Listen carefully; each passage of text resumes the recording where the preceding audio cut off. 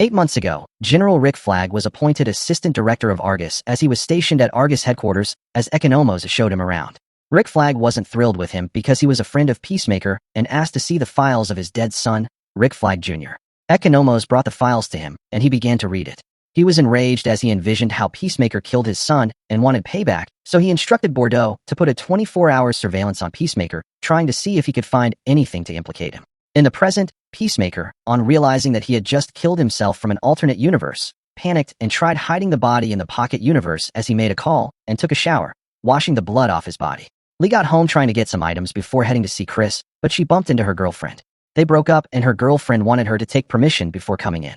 Lee tried resolving it, but her words fell on deaf ears as she left. Economos was in his van monitoring Chris as usual when he heard a banging on his van, so he pointed his gun. The agent introduced himself as Fleury. He stated Bordeaux sent him as he brought out his badge. It turns out Rick Flag doesn't trust Economos, so Fleury was sent to monitor him. They watch as Lee gets to Chris' home.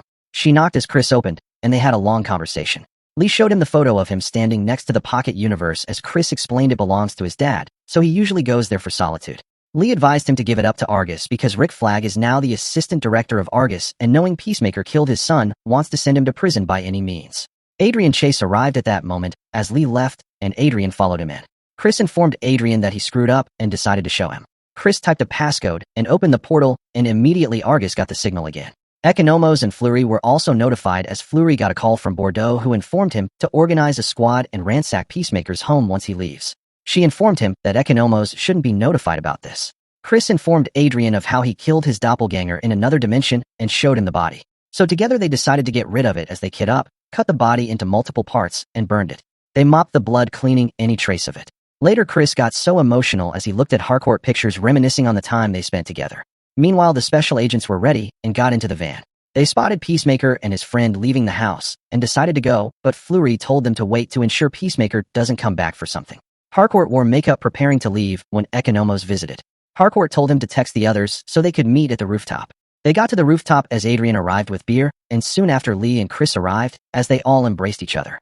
Meanwhile, the special agents were ready to break in as Fleury addresses them, informing one of them to use the scanning device to scan for anomalies. They got to the apartment and began scanning.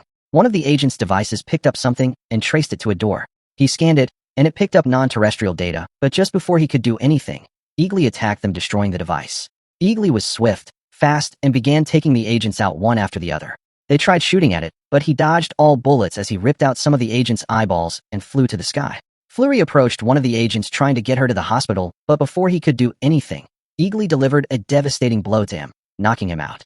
Chris and friends get together was going great as Lee spoke with Economos, who wasn't thrilled with his time at Argus, but doesn't want to quit, so he doesn't go broke. Meanwhile, Fleury woke up and met with the agents who survived the scare as they decided to leave. Chris got home drunk as Eagly tried alerting him about what happened earlier, but he didn't pay attention to it. He messaged Harcourt and opened the portal to another dimension. As he got in, he heard voices as alternate Chris's dad and brother were looking for him. He got a reply from an alternate Harcourt as he chose to stay there. Stay tuned for more episodes of Peacemaker Season 2 on its mythical, and subscribe to this YouTube channel for more mind-blowing recaps like this. Thanks for watching, and goodbye.